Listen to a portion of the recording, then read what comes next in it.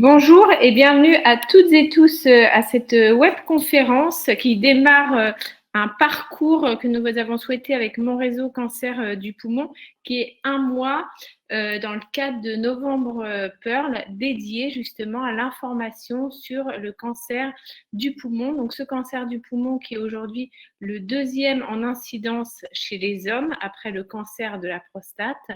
Le deuxième, troisième chez la femme après le cancer du sein et qui connaît de nombreuses révolutions actuellement en termes de traitement, en termes de dépistage, beaucoup de nouveautés. Donc ça, le docteur Chantal de Croisette, qui est pneumo-oncologue au CH de Annecy-Genevois, nous fera un point là-dessus sur les innovations 2022. Bonsoir, docteur de Croisette, merci d'être avec nous. Bonsoir à tous. Et ensuite, donc, nous aurons le plaisir d'échanger avec Mika, qui est patient de mon réseau cancer du poumon, Laure et également encore Chantal, et peut-être Ludovic qui nous rejoindra. Donc, ces personnes ont développé un outil essentiel sur l'immuno, car on verra que l'immuno maintenant détient une place de plus en plus importante dans le traitement des cancers du poumon. Donc, je ne vais pas vous déflorer le sujet tout de suite. Ça sera pour la deuxième partie de l'émission.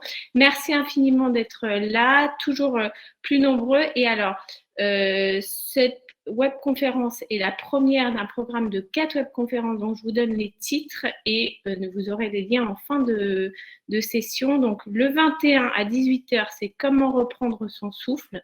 C'était une demande de la part des patients par rapport à tout ce qui était essoufflement, BPCO, etc. Le 28, le retour au travail, un nouvel enjeu. Et le 29, on terminera avec le support psychologique à la fois pour les hommes et pour les femmes avec Monsieur Di Falco. Voilà, donc je vous souhaite à toutes et tous une excellente soirée. Et Laure, est-ce que tu veux dire un mot ? Eh bien, bonsoir, bienvenue à tous pour cette webconférence. On est absolument ravis de vous proposer ces rendez-vous pour ce mois de sensibilisation au cancer du poumon. Je voulais juste rappeler, pour ceux qui ne nous connaîtraient pas bien, que mon réseau cancer du poumon, ça a été créé en 2017, qu'on est de plus en plus nombreux sur ce réseau, à la fois comme patients concernés par un cancer du poumon ou comme proches. C'est très important parce qu'on a aussi beaucoup de proches qui viennent chercher des infos, du soutien, pour pouvoir accompagner. Souvent, c'est un papa ou une maman malade qui n'est pas forcément très connecté, ou un conjoint, une compagne qui n'a pas envie. Et finalement, je crois qu'il ne faut pas oublier ce soutien aux proches, à la fois par l'information et les échanges. Et sur ce réseau qui vit avec de nombreuses personnes qui s'y impliquent au quotidien, mais tout notamment Mika qui est avec nous ce soir, et puis Leslie, toutes deux donc qui sont co-responsables de mon réseau cancer du poumon, pardon. Du coup, c'est un très gros travail d'équipe. C'est l'occasion de leur dire merci et de vous souhaiter une très bonne soirée. On est ravis d'avoir le docteur Chantal de Croisette qui va nous donner donc les messages clés de l'année 2022, parce qu'il y a une chose qui est certaine et qui est compliquée d'ailleurs pour nous en tant qu'association, c'est que ça bouge à toute vitesse dans les cancers du poumon. Mais ce qu'il faut se dire, c'est que c'est une bonne nouvelle, mais ça nous impose et on est ravis de faire le point régulièrement et notamment avec vous ce soir, docteur de Croisette. Merci beaucoup, Laure. Écoutez, je suis ravie d'être là ce soir. Je voulais tout d'abord vous remercier, remercier l'association Mon Réseau Cancer du Poumon, remercier aussi Oriane Noir d'I-moi Santé pour me faire confiance encore une fois pour cette émission. Je suis vraiment ravie, je soutiens énormément tout ce type d'initiatives qui nous permettent, nous, aux soignants, d'être encore plus proches des patients et de leurs aidants. Et qui permettent à tous en fait de cheminer dans ce parcours de soins difficile qui est celui du cancer du poumon. Alors vous m'avez posé une question qui était: quels sont vos coups de cœur 2022 sur les avancées thérapeutiques et environnementales du cancer du poumon? Alors j'ai eu envie de vous répondre 3 choses. La première, c'est que enfin en 2022, l'HAS, qui est la Haute Autorité de Santé, a reconnu l'importance des initiatives autour du dépistage du cancer du poumon. Comme vous le savez, en France, on a 2 cancers qui sont dépistés à grande échelle. Ce sont des dépistages de masse, le cancer du sein. Et donc, vous recevez la convocation pour la mammographie à partir d'un certain âge, 50 ans si je ne me trompe pas, pour aller faire la mammographie, prise en charge par la sécurité sociale. Et le deuxième cancer que l'on dépiste de masse, c'est le cancer du côlon. Donc, vous recevez également des documents de l'assurance sociale pour vous demander d'aller faire ce dépistage pris en charge par la société. Et le poumon, comme l'a dit Oriane au début, c'est le deuxième cancer en fréquence dans le monde. Et il n'y a pas eu d'initiative, en fait, jusqu'à présent sur le dépistage. Et la communauté scientifique a été extrêmement heureuse cette année, puisque pour la première fois, l'HAS, la Haute Autorité de Santé, a soutenu officiellement toutes les initiatives médicales autour de ce dépistage. Mais attention, ça n'est pas un dépistage de masse. Les initiatives sont des dépistages ciblés. D'accord ? Donc, en fait, ils nous disent, à nous, professionnels de santé, si vous avez des programmes et des études, des projets de dépistage à développer en France, faites-le, nous allons les soutenir à notre échelle, à l'échelle, on va dire, ministérielle, entre guillemets. Et pour la première fois, on fait un focus sur ce dépistage. Alors, vous allez me demander le dépistage, mais qui est concerné? Comment je fais demain si je veux envoyer mon frère, mon père se faire dépister? Alors, il ne faut pas faire n'importe quoi, évidemment. C'est déjà hyper important d'en parler à votre généraliste en disant, voilà, moi, je fume depuis tant d'années, j'ai tel âge, est-ce que vous pensez que je peux rencontrer un pneumologue, parce que le dépistage ciblé doit être quand même réalisé par des équipes spécialisées, donc des pneumologues, pour pouvoir au moins discuter si j'ai le droit, entre guillemets, d'avoir un scanner de dépistage. Il y a des programmes qui sont en cours, qui existent, donc rapprochez-vous de vos médecins généralistes qui vont vous aiguiller vers les pneumologues qui participent à ces programmes de dépistage dits ciblés, c'est-à-dire qu'on va pouvoir faire des scanners à des patients dits à risque, à savoir à partir d'un certain âge. Dans les études, c'est en gros au-delà de 50 ans. Il y a 2 grandes études mondiales qui ont démontré l'intérêt du dépistage. Sans vous noyer dans les chiffres, il y a une étude américaine qui l'avait démontré sur plus de 50 000 personnes. Et puis, là, un peu plus récemment, une étude néerlandaise et belge, c'est l'étude Nelson, qui a fait beaucoup de bruit et qui a démontré sur plus de 15 000 personnes l'intérêt de ce dépistage parce qu'on réduit la mortalité par cancer du poumon. Et ça, il y a ces 2 grandes études, NSLT et Nelson, ont démontré scientifiquement que ça valait le coup de dépister nos patients au-delà d'un certain âge et avec une certaine consommation de tabac. Donc, des programmes en France existent. Vous pouvez y participer et je crois qu'il faut vraiment déjà en parler, c'est déjà beaucoup. C'est vrai que si on fait la démarche individuelle de se dire bah ouais, j'ai tel âge et je fume depuis déjà 20 ans ou 15 ans ou 30 ans, d'y penser déjà puis d'en parler à votre médecin, c'est déjà un grand pas, je trouve, en avant. Donc ce dépistage a été pour moi ciblé, un grand coup de cœur parce que je me suis dit enfin on va faire du bruit autour de ce thème. Ensuite, dans le cancer du poumon, vous le savez, on a connu depuis quelques années une véritable révolution, ça va très très vite, Laure l'a bien dit, et il faut vraiment, c'est porteur d'un espoir immense, et puis pour nous soignants, c'est absolument génial parce qu'on arrive à mener les patients vers des réponses qui sont très longues et avec des qualités de vie tout à fait exceptionnelles. Il y a eu 2 grandes classes de médicaments qui ont révolutionné le cancer du poumon, c'est l'immunothérapie et les thérapies dites ciblées, c'est-à-dire des comprimés qu'on prend ou parfois des perfusions qui ont pour but de bloquer une anomalie moléculaire située sur le cancer. Donc, ces 2 grandes familles de traitements sont venues enrichir le traitement du cancer du poumon avec la chimiothérapie. On connaissait la chimio depuis très très longtemps et puis depuis exactement 2014-2015, on a ces 2 grandes familles en plus. Donc en immunothérapie, c'est le grand buzz, que ce soit dans le cancer du poumon ou dans d'autres cancers. On est en train de vivre la révolution de l'immunothérapie.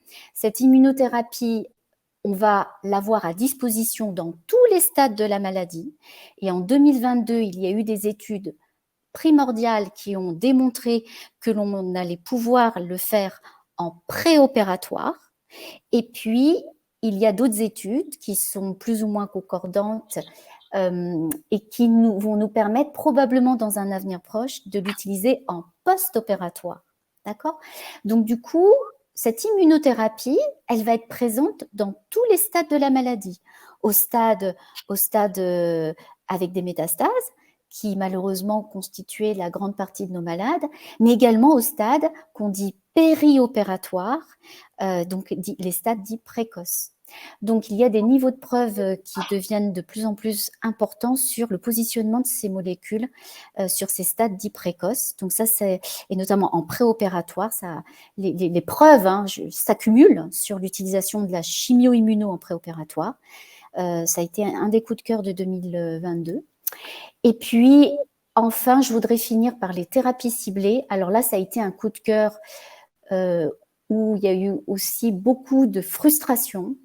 On en a beaucoup parlé et entre nous soignants parce que, vous le savez, le cancer du poumon est de mieux en mieux connu sur ses caractéristiques. C'est-à-dire que, notamment dans les cancers du non-fumeur ou du tout petit fumeur ou du jeune, ça n'est pas du tout le même cancer que le cancer du gros fumeur.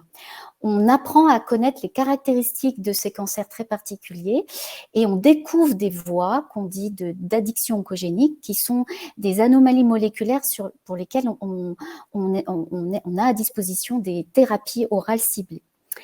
Et ce démantèlement moléculaire, cette connaissance du cancer du poumon devient de plus en plus riche avec de plus en plus de voies d'anomalies moléculaires que l'on comprend et contre lesquelles on va mettre des produits, des molécules. Et pourquoi la frustration? C'est qu'en France, vous savez, pour que les médicaments qui sont découverts nous arrivent jusqu'à nous, ils passent des étapes administratives qui sont longues, en France particulièrement longues par rapport à d'autres pays tels que les États-Unis ou d'autres pays où le système où les autorisations vont plus vite. Et en France, nous n'avons pas accès à certaines molécules qui le sont dans d'autres pays parce que les remboursements n'ont pas été autorisés par les instances officielles françaises. Donc, on fait partie de l'Europe. Il y a des AMM, des autorisations de mise sur le marché européennes par la société en fait, l'organisme qui donne les autorisations de mise, les AMM, les autorisations de mise sur le marché. Vous pouvez avoir une autorisation européenne, mais ne pas avoir à disposition en France parce que les autorités sanitaires jugent que le bénéfice n'est pas assez suffisant ou que les conditions ne sont pas encore totalement là pour rembourser ces médicaments. Et donc, il y a eu certaines situations cette année qui nous ont révoltés, enfin, c'est un mot un peu fort, mais si on était extrêmement triste de ne pas pouvoir proposer à nos patients certaines molécules que les voisins avaient. Et grâce à des associations de patients telles que Mon Réseau Cancer, on a écrit, il faut le savoir, il y a eu des lettres qui ont été faites auprès des instances administratives françaises pour pouvoir accéder à certaines molécules qui, nous, en tant que scientifiques et médecins, nous semblaient absolument primordiales pour des patients qui souvent, certes, ne sont pas très nombreux parce que l'anomalie moléculaire est très rare, mais tout de même, lorsque nous découvrons cette anomalie et qu'on ne peut pas proposer ce traitement, c'est extrêmement difficile à accepter en fait, pour nous, en tant que médecin. Et donc, du coup, voilà, ça a été un peu un coup de gueule, on va dire coup de cœur, enfin oui, il y a eu des coups de cœur et il y a eu des coups de gueule. Et ben ça a été un coup de gueule et je remercie encore Laure et toute l'association pour le courrier qui est parti, qui était extrêmement bien rédigé. Et c'est grâce à des initiatives comme ça que je pense on peut faire bouger les choses. Parce que nous, médecins, on peut dire en tant que, voilà, que médecins, société savante, etc., qu'on est étonné de ce type de décision, mais je crois que si tous ensemble, on fait ce genre d'initiative, ça peut faire bouger les lignes auprès de nos décideurs. Voilà, donc de grands espoirs en 2022, encore et encore. En 2021, on avait été déjà gâtés, mais en 2022, ça continue sur tous ces axes-là d'immunothérapie, de thérapie ciblée, et encore une fois, ce dépistage, je crois qu'il faut vraiment sensibiliser l'opinion publique sur l'utilité de ce dépistage dit ciblé. Encore une fois, on part sur un dépistage ciblé, mais déjà, si on arrive à cibler les bons patients et les sensibiliser à accepter cela, on aura déjà fait un pas en avant, ma chère Laure.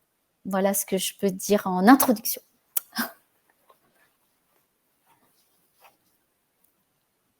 Alors, merci beaucoup, docteur de Croisette, pour ces grands coups de cœur sur ces innovations. Vous pouvez poser vos questions si vous souhaitez dans l'onglet dédié. Moi, j'en avais une première quant au dépistage. Il y a plusieurs programmes, hein, donc vous avez bien dit, il faut se renseigner, puisque en fonction des ARS, il y a différents programmes qui se mettent en place un peu partout en France.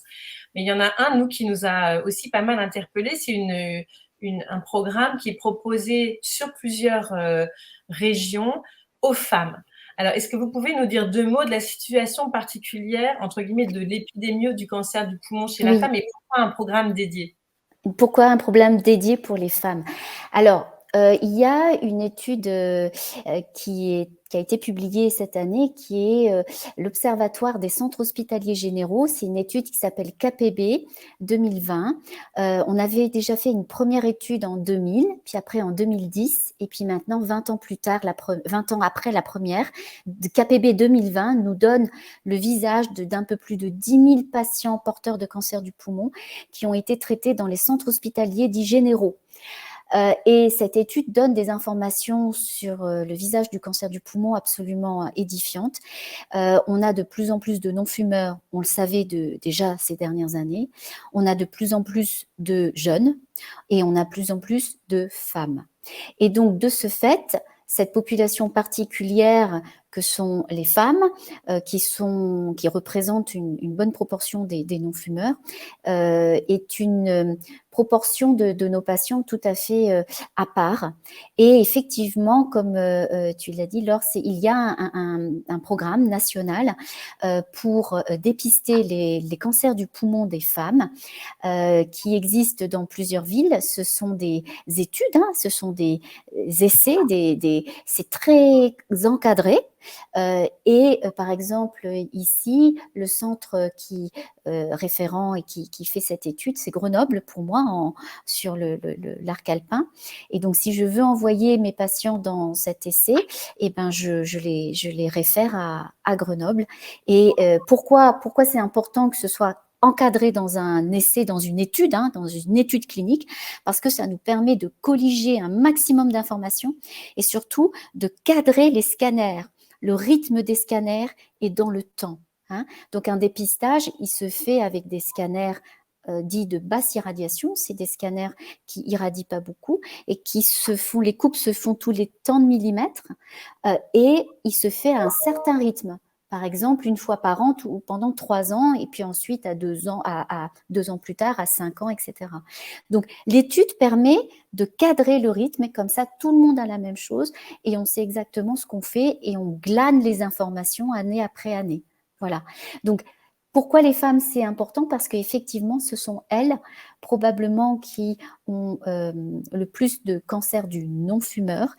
Et il y a eu des études qui n'ont pas tout à fait abouti pour comprendre pourquoi nous, les femmes, on serait peut-être un peu plus fragiles par rapport au cancer du poumon du non-fumeur.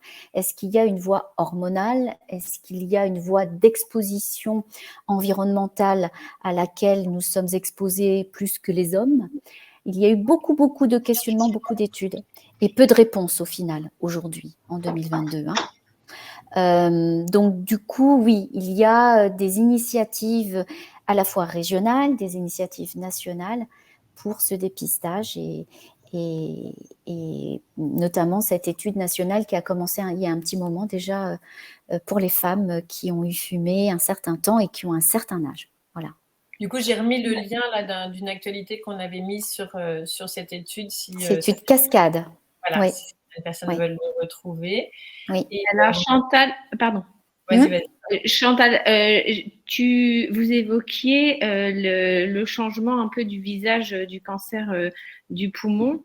Et quand on a préparé l'émission, vous nous avez parlé beaucoup du buzz dans les coups de cœur, le buzz sur la pollution. Il y a eu le grand congrès européen à Paris cette année, où donc, tous les chercheurs du monde entier viennent présenter leurs résultats.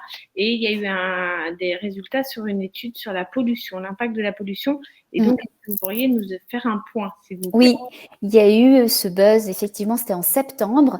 Le congrès européen de cancérologie se tenait à Paris et en session plénière, il y a eu des résultats qui ont été démontrés sur l'exposition aux particules fines et l'induction du cancer du poumon par cette exposition environnementale d'inhalation de microparticules et qui génère de l'inflammation avec certaines voies de l'inflammation qui sont activées et qui, chez certaines personnes peut-être plus fragiles, entre guillemets, que d'autres par rapport au processus cancéreux, ils vont développer un cancer du poumon par l'exposition environnementale. Alors ça a été aussi un des coups de cœur et ça a été très médiatisé. Vous avez dû voir passer les articles dans Le Monde, dans tous les grands journaux nationaux, parce que pour la première fois, on démontre sur le plan, on va dire, fondamental que oui, l'inhalation de microparticules génère certains processus qui vont générer le cancer. On connaissait le tabac, on le savait, c'est 90% de nos cancers du poumon. On savait aussi, par exemple, un gaz qui est émis dans les pierres, qui est le radon, ça aussi, ça a été démontré. Mais la pollution, il n'y avait jamais eu de grande étude de la sorte pour le démontrer par A plus B. Et cette étude a fait beaucoup parler d'elle. Et effectivement, nous, pneumocancérologues, on a été très contents que ce soit enfin démontré et que on puisse effectivement peut-être faire bouger sur d'autres. Après, on est sur des niveaux de sensibilisation de santé publique et qu'on puisse agir à une période où on parle beaucoup d'écologie, de réchauffement de la planète, de ce genre de choses, de qualité de l'air. Je crois que c'était vraiment super d'avoir ces résultats-là à Paris en 2022. Donc effectivement, l'inhalation de particules fines entraîne chez certains patients un excédent, une augmentation du risque de cancer du poumon et de la survenue du cancer du poumon. Ça avait été aussi démontré chez des patients qui sont exposés professionnellement, par exemple, les gens qui travaillent dans des garages, des veilleurs de nuit dans les garages souterrains, etc., qui sont exposés à tous ces gaz d'échappement et qui font des cancers alors qu'ils n'ont jamais fumé. Voilà. Voilà, donc c'est important de retrouver tous ces messages. Je vais mettre là aussi 2 liens. Je vais vous mettre un lien qui reprend justement un des articles qui présentait ces résultats de l'ESMO. Et puis, c'est l'occasion de souligner, on va nous en parler, on en parle déjà sur nos réseaux sociaux, mais on va le présenter un peu plus sur mon réseau cancer du poumon cette semaine. On participe notamment avec Leslie qui nous écoute ce soir et toute une équipe qui s'étoffe à un groupe d'associations européennes qui s'appelle Lung Cancer Europe. Et en fait, actuellement, donc courant novembre, il y a une grande campagne, la même dans toute l'Europe. Et en fait, l'intérêt, c'est qu'elle va elle va permettre de faire circuler aussi les messages pour les personnes qui sont ou qui ont été fumeuses, les messages aussi de sensibilisation aux personnes qui ne sont pas fumeuses, mais qui pour autant peuvent être concernées. Donc, qu'est-ce qui doit nous alerter, quels symptômes, etc. Donc, ça s'appelle Get Checked. Et donc, en fait, c'est décliné sur plein de thématiques d'information. Et pour finir, je voulais vous poser une question, docteur de Croisette, sur on a compris, et puis on peut retrouver sur le réseau d'autres conférences auxquelles vous avez participé, avec d'autres médecins aussi, sur les cancers du poumon. On voit bien donc qu'il y a plein de sous-segments, plein de familles, avec plein de noms un peu compliqués au début quand on tombe malade. Et du coup, il y a un vrai enjeu. Vous parliez de l'enjeu des nouvelles molécules, ça c'est vrai, mais il y a aussi un vrai enjeu d'être bien testé, entre guillemets, d'être bien caractérisé. Est-ce que vous pouvez nous expliquer à quel moment est-ce qu'on fait des tests, en fait, comment d'ailleurs, et en gros, pourquoi parfois c'est un petit peu long et qu'est-ce que vous en attendez? Alors, c'est extrêmement important de bien caractériser le cancer du poumon parce que, comme je vous l'ai dit, ça devient de plus en plus détaillé. Il y a plein de choses que nous, médecins, nous regardons pour bien donner le bon traitement aux patients. Et les prélèvements sont extrêmement importants pour bien caractériser tout cela. Il y a deux types de prélèvements. Le prélèvement, on va dire, le plus important, c'est le prélèvement tissulaire, la biopsie de la tumeur ou de la métastase, qui nous permet de caractériser le type de cellules cancéreuses. Et sur ce prélèvement tissulaire de biopsie, on regarde également plein d'autres choses. Toutes les voies d'addiction, d'autres marqueurs qui nous servent également pour l'immunothérapie. Et ce prélèvement tissulaire est fondamental.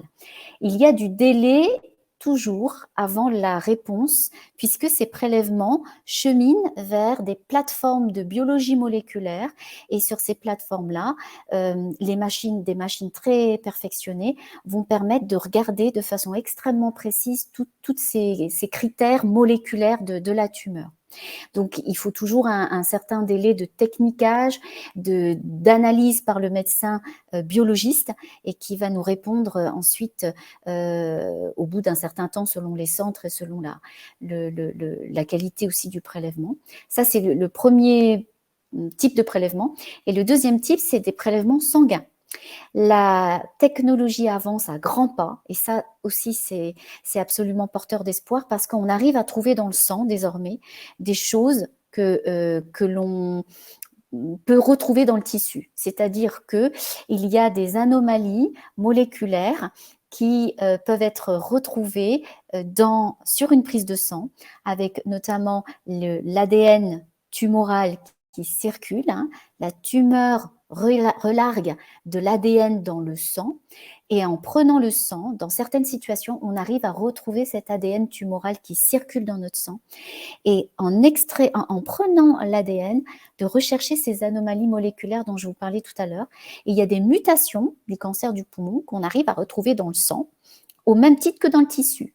Donc, parfois, lorsqu'on n'arrive pas à intercepter le tissu de façon facile, et des études sont de plus en plus nombreuses qui nous démontrent que le sang peut faire peut-être, alors je ne veux pas dire aussi bien, mais va venir compléter le tissu.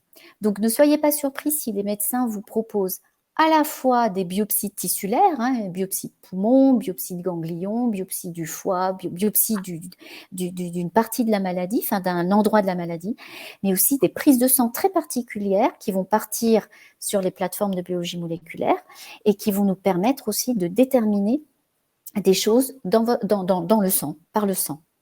Donc ça, très souvent, on fait les deux. On fait au début de la maladie, et puis, on le fait aussi parfois lorsque la maladie nous résiste et que la maladie évolue, on va rechercher des mécanismes dits de résistance au traitement et ce qui va nous permettre de réadapter le traitement par rapport à certains possibles mécanismes de résistance qui se sont développés dans le cours de la maladie et ça nous permet ensuite d'adapter le traitement. Ça, c'est surtout pour les patients porteurs d'anomalies moléculaires. les mécanismes de résistance. Voilà, donc à plusieurs moments de la maladie, on peut vous demander de refaire des prélèvements, que ce soit tissulaires ou sanguins. Voilà. Merci beaucoup. Alors, docteur de Croisette, on a 2 questions.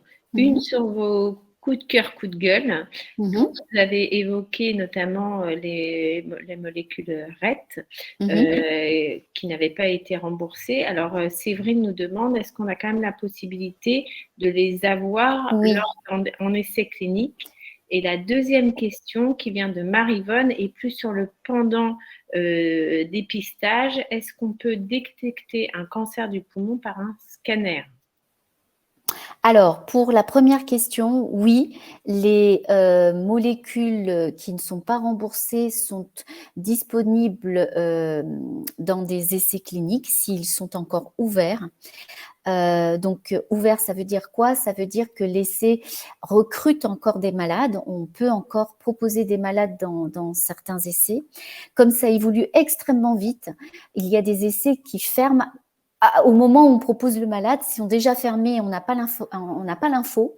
Et au final, il faut vraiment que le médecin et ça évolue à une vitesse folle, hein, c'est-à-dire que l'essai peut être ouvert la semaine dernière et puis aujourd'hui, cette semaine, je vais vouloir envoyer un de mes malades et en fait, l'essai est fermé. Donc, en fait, parce qu'ils ont déjà fini de recruter le nombre de malades. Mais il y a des essais cliniques, quelle que soit la voie d'addiction, qui sont encore en cours.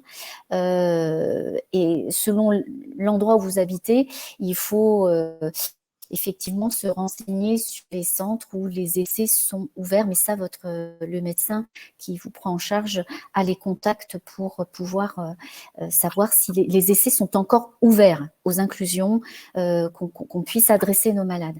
Voilà.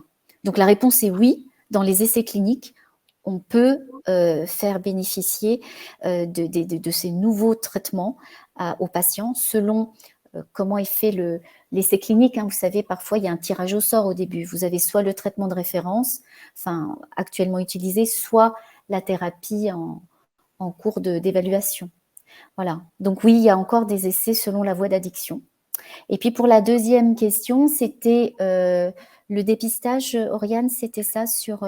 Est-ce qu'un scanner permet de dépister un cancer du poumon?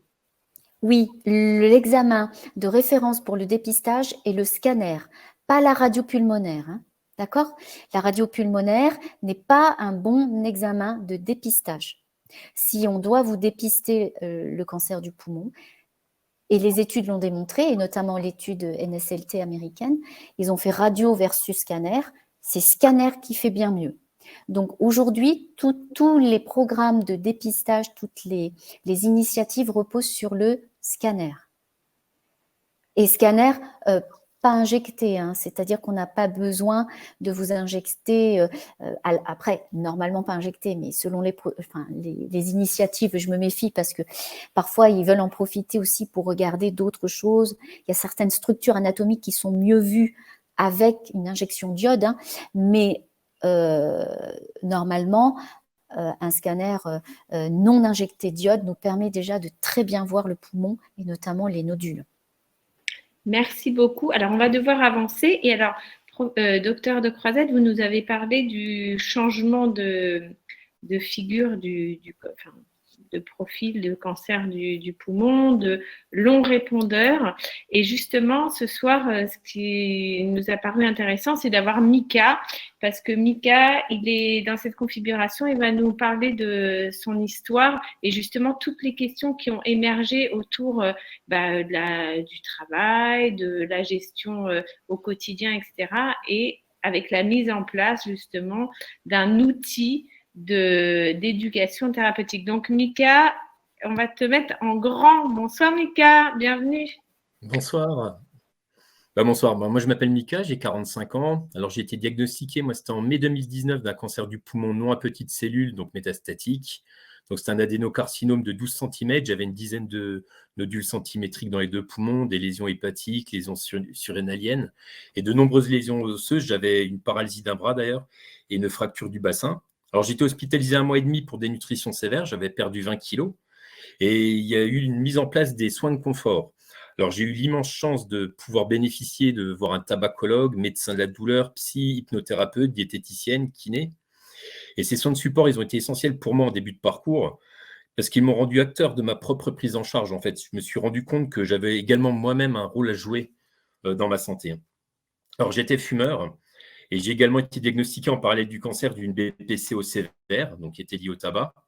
Alors, la BPCO, ça crée une désaturation à l'effort, un essoufflement lorsque je monte des marches d'escalier ou je marche un peu rapidement. Donc, il y a une prise en charge qui est faite grâce à un bronchodilatateur quotidien, mais essentiellement de l'activité physique tous les jours. Alors, dans mon esprit, au tout début, cancer est égal à chimiothérapie, perte de cheveux, nausées, c'est ce que j'avais entendu sur le cancer. Et ma pneumologue, à la suite des résultats de ma biopsie, m'a annoncé que j'avais une protéine PDL1 qui était hautement exprimée et que je pouvais bénéficier d'une immunothérapie de première ligne, donc en monothérapie seule, et de 30 séances de radiothérapie osseuse. Alors, je n'avais jamais entendu parler de ce traitement d'immunothérapie. Donc, c'est une perfusion de 30 minutes toutes les 3 semaines en hôpital de jour. Et comme je tolère bien ce traitement, maintenant, c'est toutes les 6 semaines à double dose et maintenant depuis 3 ans et demi. Alors, j'ai l'énorme chance d'être un très bon répondeur à l'immunothérapie. Alors, j'ai eu dès le départ assez rapidement une forte diminution et voire la disparition de certaines lésions. Et ensuite, il y a une stabilité qui s'est installée depuis maintenant 2-3 ans. Et ça m'a permis de reprendre une vie complètement normale. Alors, j'ai repris mon poids de forme. Mes os ont recréé de la condensation osseuse et mes prises de sang sont absolument nickel. Alors, en effet, au niveau des effets indésirables, j'ai quand même eu 2 pneumopathies qui sont intervenues plutôt en tout début de parcours, c'est des inflammations au niveau pulmonaire. Et j'ai également eu du prurite, c'est un genre d'eczéma, une peau très sèche qui gratte énormément. Alors, j'ai personnellement tardé, on va dire, à prévenir mon équipe médicale, parce que je n'avais pas forcément fait lien avec l'immunothérapie.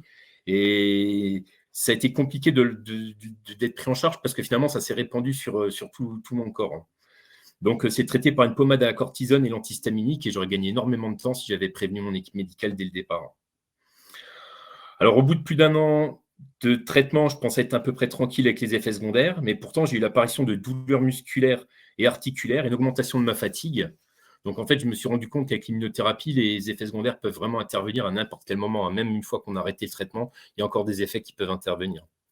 Donc, alors, personnellement, moi, j'ai complètement modifié mon hygiène de vie. Donc, à l'annonce du diagnostic, j'ai immédiatement arrêté le tabac, donc à l'aide d'une tabacologue et de patchs. Alors, je sais à quel point c'est difficile d'arrêter de fumer. Moi, j'avais la chance d'être hospitalisé, puis j'étais cloué au lit à ce moment-là, donc je n'ai pas eu le choix. Mon sevrage, il s'est fait naturellement. Mais je sais que certains, ils galèrent à arrêter de fumer, qui culpabilisent en plus. Et je pense qu'il ne faut surtout pas hésiter d'en parler à son équipe médicale ou à son médecin généraliste. Alors, au bout de quelques mois après ma sortie de l'hôpital, après ma radiothérapie osseuse, je me suis remis à faire de l'activité physique tous les jours. Alors, essentiellement de la marche. Alors, j'ai commencé par faire 200-300 mètres. Au début, j'allais au bout de la rue. Puis, j'ai augmenté au fur et à mesure. Et puis, maintenant, j'essaye de faire mes 10 000 pas par jour. Alors, cette activité physique régulière, elle est juste indispensable pour moi parce que c'est le seul moyen pour moi d'éviter l'aggravation de ma BPCO. C'est le seul moyen de la contenir et de limiter sa progression. Alors, je fais également tous les jours des exercices de respiration, de cohérence cardiaque qui sont très efficaces. Et j'ai également radicalement modifié mon alimentation. Alors, au début, j'expérimentais. Alors, par rapport à ce que j'entendais, j'ai fait de l'alimentation cétogène, puis après végétarienne. Puis, en fait, je me suis rendu compte que celle qui me convenait le plus, et j'ai trouvé mon équilibre, c'est à travers une alimentation méditerranéenne. Simplement des produits frais. Je mange absolument de tout. J'ai juste arrêté les produits transformés, tout ce qui était soda ou produits trop sucrés. Alors, en ce qui concerne mon implication au sein de mon réseau cancer du poumon, j'ai découvert cette plateforme quelques mois après l'annonce de mon diagnostic, alors complètement par hasard, en naviguant sur Internet. Alors, c'était une période de début où je cherchais beaucoup d'informations. Je voulais rencontrer des frères et des sœurs de combat, des personnes qui avaient le même traitement que moi pour pouvoir avoir un partage d'expérience. Alors, j'ai trouvé des informations fiables et surtout qui étaient vérifiées par des professionnels de santé. C'est vraiment ce qui m'a plu au départ. Alors, je m'y suis impliqué de plus en plus au fur et à mesure du temps. Et aujourd'hui, je suis co-responsable donc avec Leslie, donc de mon réseau cancer du poumon. Alors, je participe à la vie du réseau, notamment en modérant le réseau aidant, puisqu'il y a une plateforme aidant et une plateforme patient. Alors, je fais partie du groupe Accès précoce et contribution, donc afin d'essayer justement d'améliorer l'accès à ces nouveaux traitements innovants pour les patients en France. Alors, je participe également à des congrès pour essayer de faire connaître un peu plus nos réseaux. Alors, je compte passer l'année prochaine le diplôme universitaire de patient expert en éducation thérapeutique. Actuellement, je suis en formation de conseiller en nutrition et phytothérapie. J'ai également co-construit un groupe de parole réseau social, donc cancer immunothérapie, pour tout type de cancer. Et cette dernière année, j'ai participé particulièrement à la construction du projet de jeu éducatif Mon Immunopoumon, donc en travaillant sur les contenus et en essayant de partager essentiellement mon expérience avec ce traitement d'immunothérapie que je reçois maintenant depuis 3 ans et demi, surtout en espérant que ça soit très utile à tous les utilisateurs. Merci beaucoup, Mika, pour ce témoignage. Et en fait, moi, ce que je trouve formidable, c'est qu'entre le début de ce diagnostic et une situation qui était quand même très complexe, grâce à l'accès à ces nouveaux traitements et à tout ce que tu as mis en place et l'accompagnement de ton équipe, nous, on est ravis de pouvoir travailler au quotidien avec toi. Et du coup, c'est l'occasion de vous parler de ce projet, donc Mon Immuno. En 2 mots, je voulais moi rappeler un petit peu le contexte de cette idée. L'éducation thérapeutique, c'est quelque chose qui est assez formidable, qui est proposé dans certains centres de soins et qui consiste à organiser généralement des ateliers ou des rencontres dans lesquelles des professionnels vont pouvoir accueillir des patients et leur expliquer un certain nombre de choses. Et il y a quelques années, avec Leslie, donc, qui est aussi très impliquée sur ces sujets, on avait participé à travailler sur le premier programme d'éducation thérapeutique sur l'immunothérapie. Et puis, comme vous le savez, on a traversé une période très particulière avec l'épidémie de la Covid, et avec beaucoup de choses qui se sont fermées, et notamment, la plupart de ces programmes ont dû être suspendus, en tout cas dans leur accueil physique, et ça a mis un petit peu de temps avant qu'ils puissent éventuellement être proposés à distance. Et ce qu'on a observé donc sur mon réseau cancer du poumon, et qui était donc complété par l'expérience notamment que Mika pouvait avoir sur les réseaux sociaux ouverts et d'autres groupes, c'est que finalement, il y avait beaucoup de patients qui n'accédaient pas en fait suffisamment à de l'information sur leur immunothérapie. Et quand on avait fait des échanges avec des patients, on fait souvent des cafés en ligne, des choses comme ça, on s'était rendu compte que beaucoup de patients savaient pas trop en fait ce que c'était l'immunothérapie. On arrive au moment du diagnostic, mais sans avoir en fait cette image de référence de comment ça marche, comme ce qu'on peut avoir avec la chimio par exemple. Et donc cette idée de proposer quelque chose qui est complètement finalement en regard avec l'ADN de notre association qui est digitale, donc on peut s'inscrire de n'importe où en France et d'ailleurs c'est juste francophone, donc c'est ouvert à tous les francophones. C'était de finalement proposer quelque chose qui soit très qualitatif et qui permette de… Ce que soulignait Mika, c'est que cette immunothérapie, elle peut être prescrite très vite, dès le diagnostic. Donc, à une période où on est quand même souvent ébranlé et que c'est un peu compliqué de s'y retrouver pour tout bien comprendre. Et donc, c'est un projet éducationnel, c'est une plateforme ça s'appelle le digital learning. Donc, on va se connecter pour apprendre des choses, mais c'est à travers un jeu qu'on appelle un serious game.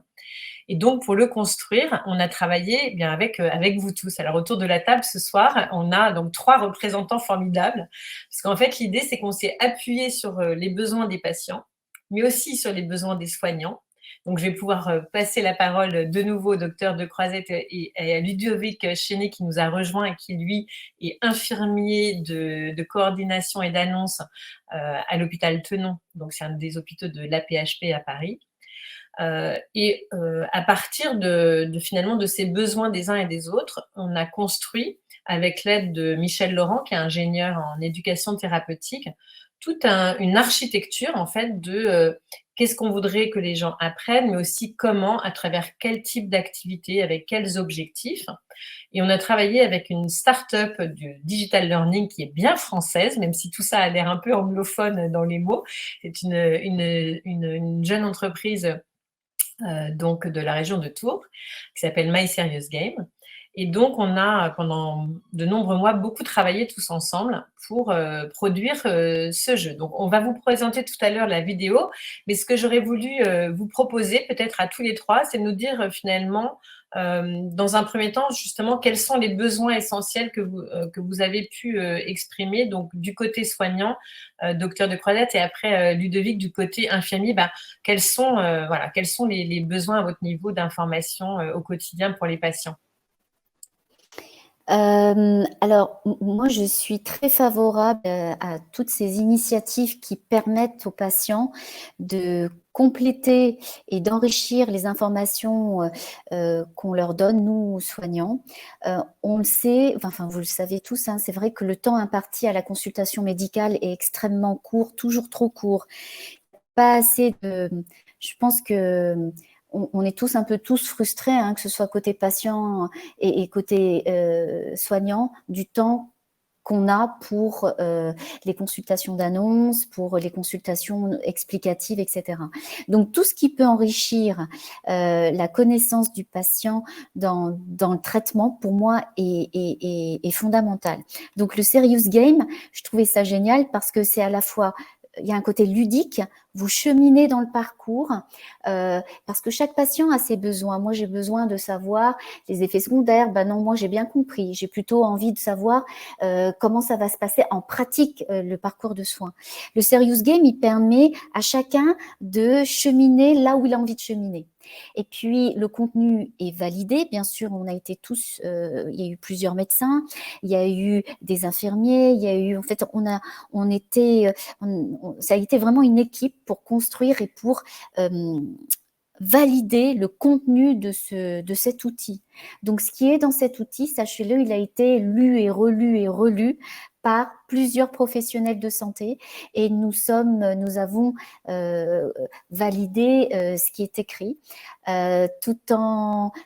Bien sûr, hein, on peut pas tout écrire dans le détail, mais en tout cas, l'essentiel, vraiment, l'essentiel est là, avec des mots simples, compréhensibles de tous. Et ça, je crois que c'est très important. Et que le patient puisse être acteur de son traitement encore mieux. Voilà. Et ça complète un peu ce que nous, soignants, nous essayons d'apporter aux patients, que ce soit côté voilà, médical, paramédical. Et vous verrez, il faut tester, il faut rentrer dans le jeu et cheminer et voir si voilà, ça répond à une certaine attente, à certains questionnements surtout que vous pouvez avoir en tant que patient ou aidant sur ce parcours de soins. Donc oui, à ce genre d'initiative, et encore mieux quand c'est sous cette forme, une forme un peu ludique, pas chiante, entre guillemets. Vous verrez, c'est très coloré et j'ai trouvé ça super joli. Je suis très contente d'avoir participé à ça parce qu'il faut en faire la publicité largement et pour qu'on puisse, qu'un maximum de patients puissent l'utiliser ou des aidants. Hein, et peut-être que certains patients vont dire que voilà, c'est pas génial, voilà. Mais en tout cas, je pense que ça va répondre à certaines attentes. Je ne sais pas, Ludovic, je te laisse compléter. Bonsoir à toutes et tous. Je suis d'abord désolé de mon retard pour vous rejoindre. Mais oui, concrètement, sur ce Serious Game, mon immuno, qui était à la base pour moi, ce que j'ai vraiment retrouvé, c'est de construire du commun. C'est construire du commun autour de la maladie, autour de la connaissance sur ses effets. C'est ce qu'on fait au quotidien à l'hôpital, dans nos consultations, dans le temps qu'on a entre soignants et patients, c'est connaître ces nouveaux traitements, leurs effets, même si on a maintenant quelques années de recul dans le poumon, sur l'immuno, mais on en apprend tous les jours, et moi j'en apprends tous les jours avec les patients. Et autour de ce Serious Game, c'est un peu la même chose qu'on a construit, selon moi, c'est créer du commun pour connaître mieux la maladie, se donner des informations pour s'alerter soi-même, alerter les soignants qui nous entourent. Et ce qui est bien, selon moi, dans cette application, c'est aussi qu'il n'y a pas que l'hôpital, il n'y a pas que la maison, il y a aussi le laboratoire, il y a aussi, voilà, la vie, elle n'est pas centrée sur l'hôpital, elle n'est pas centrée dans une chambre, elle est dans plein de choses du quotidien. Et ça, j'ai trouvé ça très, très pertinent et très, très, très adapté pour ce qu'est la réalité de l'accompagnement pour nous dans l'immunothérapie. On manque d'outils en tant que soignant, en tant qu'infirmier, d'annonces, de cordeaux. On a des tas d'outils sur la chimiothérapie, la radiothérapie, des brochures de l'Institut national du cancer. Sur l'immunothérapie, sur les combos chimio-immuno, on manque encore de matériel. On a beaucoup de questions lors des consultations et encore plus une fois qu'on n'est plus en lien entre soignant-patient au moment de la consultation. Donc, à la maison, c'est extrêmement pratique, je pense, d'avoir un outil en plus pour répondre à ses proches, répondre aux aidants, préparer sa consultation. Bref, pour moi, j'ai vraiment été ravi de participer à cette aventure. Merci beaucoup, Ludovic. Et du coup, Michael, toi, du côté patient, tu vois, de tout ce que tu entends aussi des besoins des patients, puisque tu as mis aussi beaucoup de cœur et d'expérience à la tienne, et puis en rapportant celle des focus group aussi avec de nombreux patients qui ont partagé leurs questionnements et leurs besoins aussi. Oui, ben c'est vrai qu'on se rendait compte quand il y avait beaucoup de questions sur nos réseaux de la part des patients, et quand on les référait à des textes plus ou moins scientifiques, ben, c'est vrai que c'est vite barbant, ou en fait, on peut vite s'y perdre. Et le but, c'était vraiment de réussir à vulgariser l'information et de l'avoir de la même manière qu'on aurait aimé nous avoir quand on était diagnostiqué au tout début ces informations sur l'immunothérapie. Donc le but, c'est d'essayer surtout de faire passer des messages clés, des choses simples, et on va dire accessible, parce que comme le disait Ludovic, en fait, on est seul à la maison la plupart du temps, et c'est là où on a nos différents effets secondaires qui interviennent, comme moi, par exemple, avec mon eczéma, que j'ai pas fait le lien, j'ai trop tardé, etc. Et effectivement, j'aurais pu, grâce à une application comme ça, me dire « Ah non, là, il faut que j'appelle quand même ». Et on remarque que la plupart des patients viennent sur les réseaux, ils n'osent pas forcément appeler leur équipe de soins. Soit ils ont peur de déranger, soit ils se disent « Bon, bah, finalement, c'est rien, je vais attendre ». Et voilà, et donc du coup, le but, c'est vraiment de réussir à répondre à tous ces types de questions. Quelle est la différence entre l'immunothérapie et la chimiothérapie? Et c'est vrai que quand on a l'annonce, on a une consultation avec une infirmière d'annonce qui va nous expliquer un petit peu le traitement. Mais la plupart du temps, à ce moment-là, on est dans un état de choc, on ne retient pas forcément grand-chose. Et finalement, le but de cet outil, on va dire Mon Immuno, c'est qu'on peut, un mois plus tard ou à n'importe quel moment, y aller et aller chercher ces questions en fonction d'où on veut aller. On peut aller au pôle santé, on peut aller en hôpital de jour, on peut aller à la maison. Et le but, c'est vraiment d'essayer d'être assez complet et assez simple pour que ça soit vraiment accessible à tout le monde. Super, merci beaucoup. Alors, vous nous avez un peu mis l'eau à la bouche, on est très intéressés. On peut avoir une démo de cet outil? Alors, en fait, Mon Immuno a été lancé le 5 novembre dernier à la Cité de la Santé. Donc, c'était en plein dans les vacances. Donc, certains, on a été un petit groupe à pouvoir y aller sur place. Et du coup, donc vous avez le lien, je pense, dans le chat. Toutes les personnes qui sont intéressées peuvent donc maintenant utiliser Mon Immunopoumon. C'est donc accessible gratuitement, quel que soit le lieu de vie, quel que soit le centre de soins.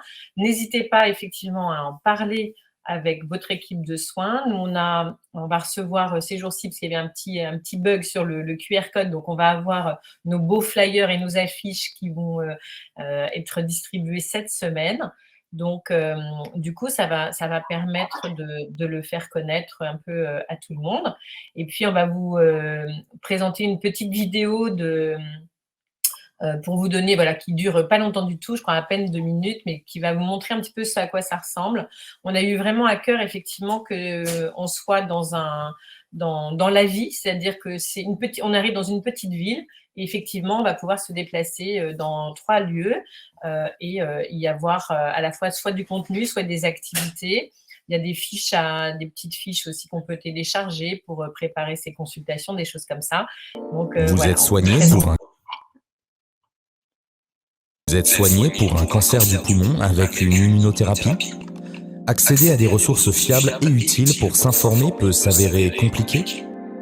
Pour vous accompagner, l'association Patients en Réseau et sa communauté Mon Réseau Cancer du Poumon ont développé Mon Immunopoumon en partenariat avec MyServiceGain. Retrouvez vos différents lieux de vie et de soins. Dans chacun d'eux, des informations, des animations et des activités vous seront proposées. L'objectif, trouver des informations fiables et utiles pour gagner en autonomie dans votre parcours d'immunothérapie. Venez à la rencontre d'une équipe soignante pluridisciplinaire qui répondra à toutes vos questions.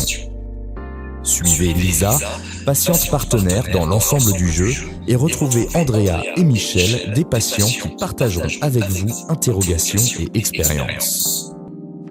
Affiches, activités, documents ou vidéos, naviguez parmi un panel d'activités pédagogiques variées pour vous informer sur ce que vous avez toujours voulu savoir sur votre traitement.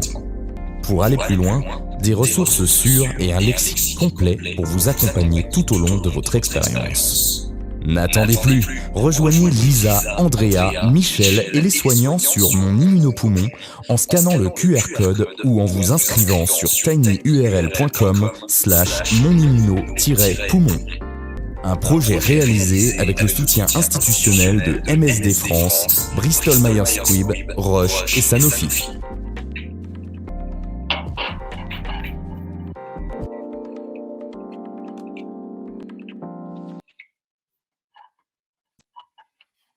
Voilà, donc cette petite présentation, je pense qu'on peut couper les slides là. Ce qui est important de savoir, c'est qu'on va pouvoir, donc on a sur Mon Réseau Cancer du Poumon, il y a un groupe qui s'appelle les immunos, donc il y a plein de personnes qui reçoivent des immunos, et on peut donc comme ça aussi échanger avec des personnes au-delà de l'activité. Et on organisera d'ici quelques temps, je pense, un petit événement en ligne pour échanger entre les premières personnes qui auront utilisé le Serious Game. Donc, ça a été lancé le 5 novembre. Je crois qu'on est entre 50 et 100 premiers utilisateurs, là. Donc, ça démarre. Mais petit à petit, ça devrait j'espère, apporter quelque chose pour tous ces patients, mais aussi tous les soignants. Donc, c'est l'occasion vraiment de remercier toutes les personnes qui ont participé à ce projet, tous les soignants qui ont donné beaucoup de leur temps et de leur expertise justement pour valider ce projet.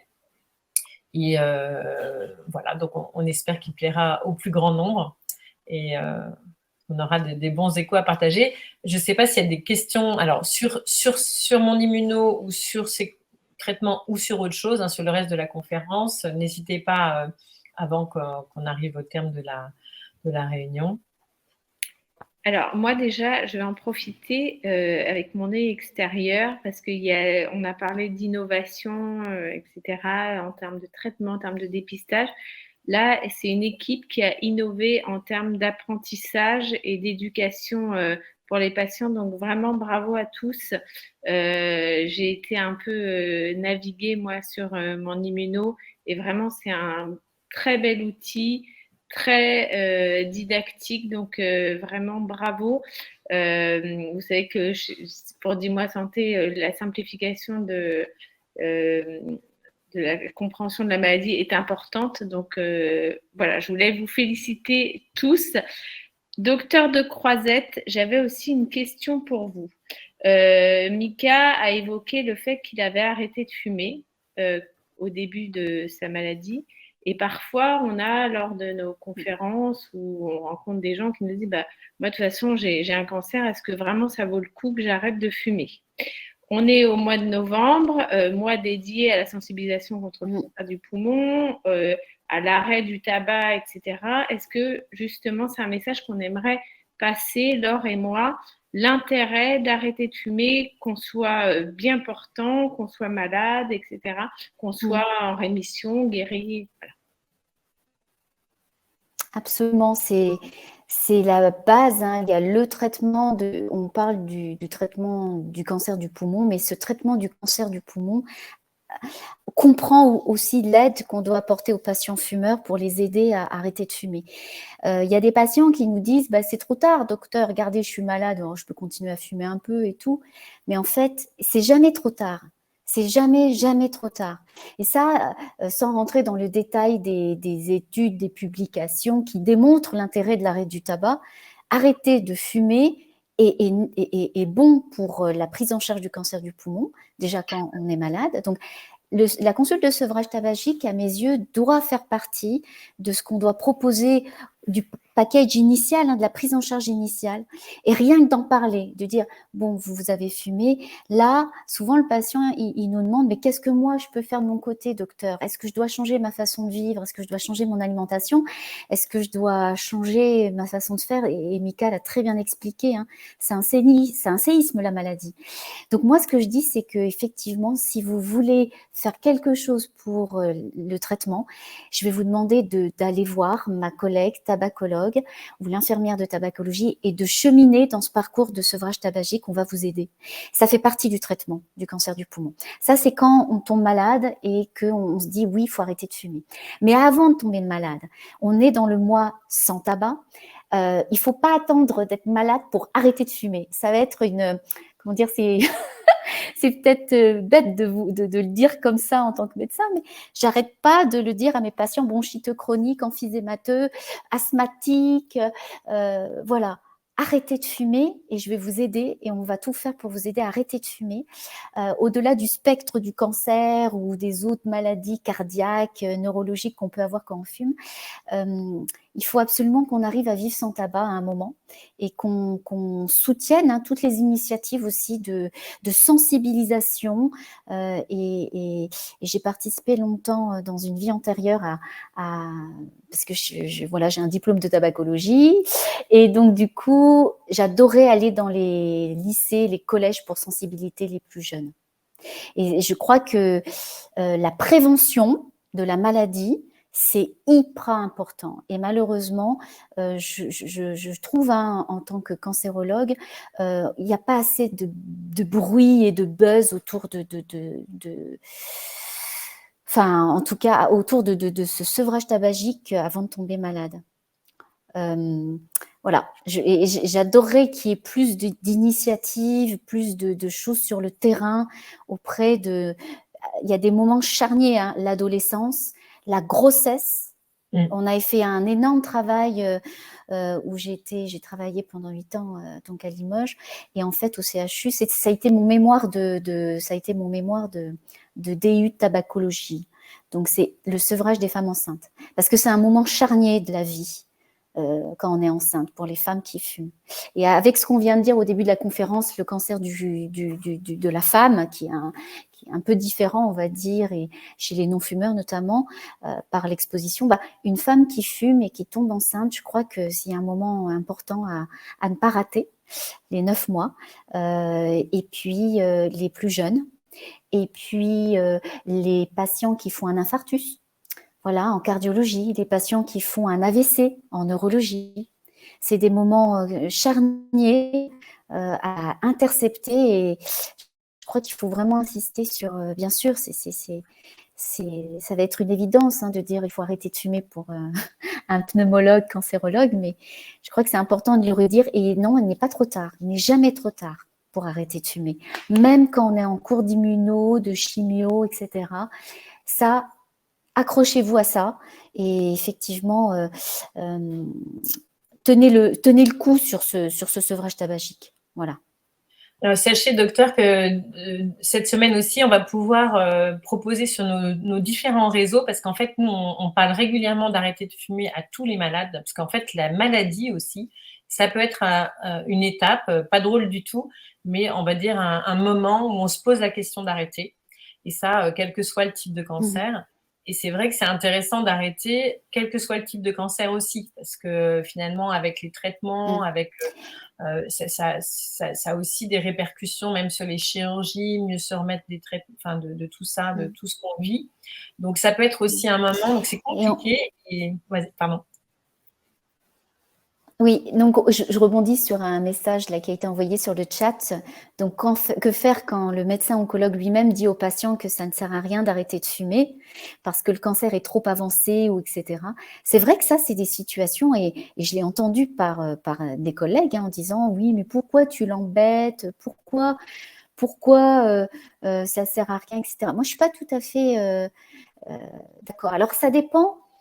Alors, sans rentrer encore une fois dans les détails des études, il y a eu des études qui ont démontré qu'en cours de traitement anticancéreux, le fait d'arrêter de fumer améliorait la tolérance des traitements. Ça a été démontré pas simplement dans le poumon, hein. Et ma consoeur tabacologue à qui j'envoie mes patients me le dit toujours. Déjà, faire l'initiative de se dire il faut que j'essaye d'arrêter de fumer, c'est déjà un pas en avant. Alors souvent, ce que le médecin oncologue il veut dire quand il dit ah ça sert à rien ou quoi, c'est que il peut y avoir des situations extrêmement complexes, hein, personnelles, psychologiques, familiales, qui font que on n'a pas envie non plus de mettre trop de contraintes à notre malade dans une situation où c'est déjà très difficile pour lui de gérer tout ça en même temps. Donc, il y a une certaine compréhension, j'imagine, d'empathie, de vouloir pas trop embêter le malade de la part du médecin qui va dire « Oh, bon, bah, c'est pas grave, etc. » Et je le comprends, hein. Je le comprends, il y a des situations où moi-même, j'ai été amenée à dire et à penser, bon, n'en parlons, enfin, on ne va pas l'embêter trop avec ça parce qu'on sent bien que c'est de la souffrance déjà pour lui, que de se dire qu'il n'arrive pas à arrêter de fumer dans la situation qu'il est en train de vivre. Et du coup, j'insiste pas trop et je peux comprendre certaines situations complexes où, voilà. Donc c'est pour ça que chaque patient est vraiment différent, chaque circonstance est différente et effectivement vous avez pu rencontrer ce type de discours chez certains de mes confrères parce que la situation se prêtait pas à être trop insistant sur ce point-là. Mais en tout cas, voilà. Quand on fait le diagnostic de cancer, quel qu'il soit, hein, le sein, le poumon, etc., et chez un fumeur, je crois que c'est important de l'aborder quand même, ce tabac. Et de dire, bon, est-ce que vous en êtes où? Est-ce que vous voulez que je vous aide? Est-ce que je peux vous envoyer voir un de mes collègues déjà, est-ce que vous avez envie de ça? Voilà. Merci. Et on tend la main. Voilà, tendre la main, et après, le patient va la prendre ou pas. Voilà. C'est vraiment un super message pour ce mois de novembre, qui est effectivement là aussi une occasion un peu sociétale d'en parler et de s'entraider avec vous, les professionnels, de s'entraider aussi dans les groupes des personnes qui sont dans ce cheminement sur nos réseaux, etc. Moi, je voulais peut-être aussi vous demander, Ludovic, peut-être vous, en tant qu'infirmier, au quotidien, donc dans l'annonce, dans l'accompagnement des patients, voilà, quels sont vos messages clés de ce mois de novembre, ou quelles sont voilà, les informations que vous avez envie de nous dire ce soir. Moi, et je voulais aussi souligner et vous remercier pour tout ce que vous faites, vous les infirmiers, pour les patients, parce que vous passez beaucoup de temps. C'est difficile en ce moment, vous êtes parfois pas assez nombreux, donc on sent que c'est pas toujours évident au quotidien, mais vous êtes tous super précieux. Donc voilà, on vous encourage à continuer, puis à faire plein de vocations pour que des gens viennent vous rejoindre. Donc on vous écoute pour vos messages. Ah, merci beaucoup tout d'abord. C'est vrai qu'il y a des choses difficiles, mais on est au front malgré tout pour être là auprès des patients, pour être là au sein des équipes, pour porter effectivement des messages, notamment dans ce mois. Et moi, le message vraiment que je veux faire passer, c'est qu'on n'est jamais coupable d'être malade. Et je pense que dans le cancer du poumon, c'est un message que j'ai vraiment envie de porter, on n'est pas coupable, on n'a pas à porter la culpabilité en plus de la maladie. Le tabac, l'addiction au tabac, c'est quelque chose de très difficile, mais pour se battre contre le tabac, pour se battre contre la maladie, ce n'est pas des combats solitaires. Il y a des équipes autour de vous, il y a plein de professionnels à solliciter, à saisir.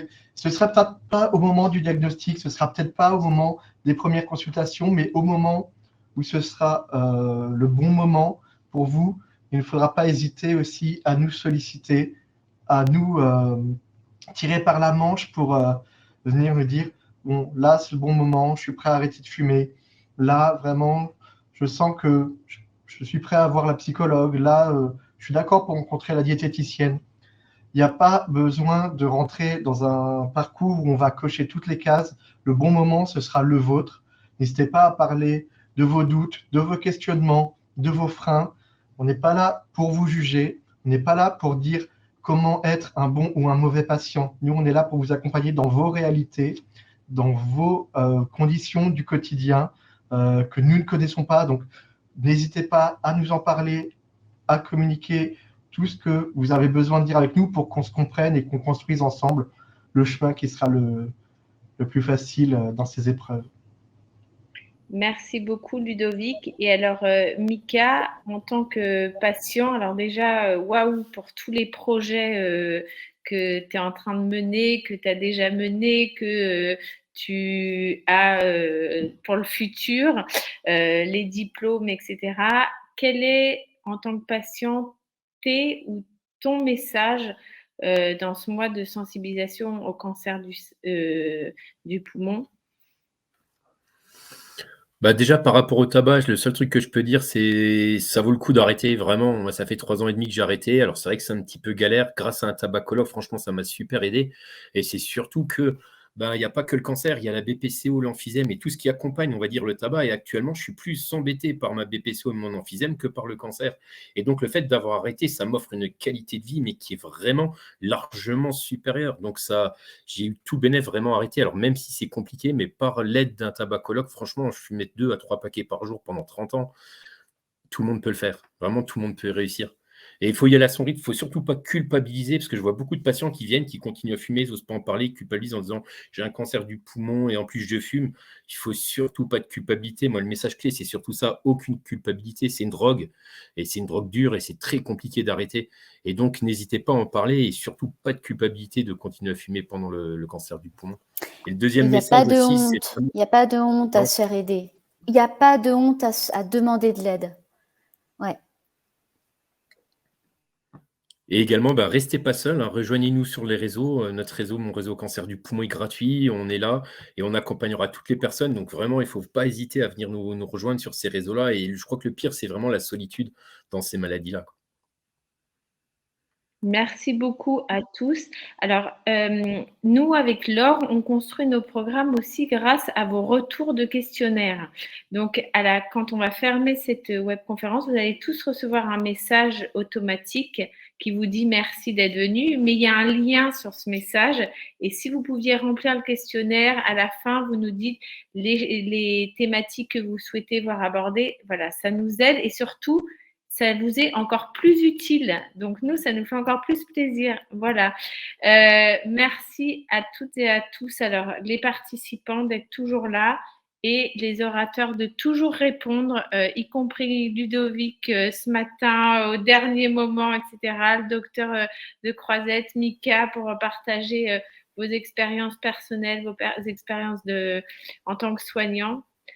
Je vous souhaite à toutes et tous une excellente soirée. Laure? Bah écoutez, merci beaucoup. Moi, j'étais ravie aussi. Et on se retrouve la semaine prochaine et pour la suite avec justement une webconférence qui a été demandée par les patients. Comment retrouver ou comment travailler pour mieux respirer, retrouver son souffle. Parce qu'en fait, on bavarde sur mon réseau cancer du poumon. En plus, on marche beaucoup, notamment avec un challenge Kipling qui se termine dans 24 heures, 48 heures. Donc, on a d'ailleurs des patients incroyables qui galopent devant, qui font des performances extraordinaires. Il y a d'autres personnes qui sont en plein traitement, qui font des petits pas, mais qui participent et qui progressent. En tout cas, on marche tous plus qu'au début du jeu. Et c'est juste pour dire que cette notion de souffle, c'est complexe. Et on s'est dit que ça pouvait être vraiment très intéressant d'avoir des réponses. Donc, à la fois d'une personne qui est spécialisée en réhabilitation, donc qui va pouvoir nous donner donc des explications, des guides, donc un médecin pneumologue, et puis une kinésithérapeute qui là aussi va pouvoir nous éclairer sur son travail de kiné pour accompagner les personnes. Et puis on va proposer à des patients volontaires de venir peut-être partager leur questionnement ou leur expérience sur leurs problèmes de souffle, leurs solutions pour mieux respirer. Donc, à la semaine prochaine. Merci beaucoup. Bonne soirée, merci à tous.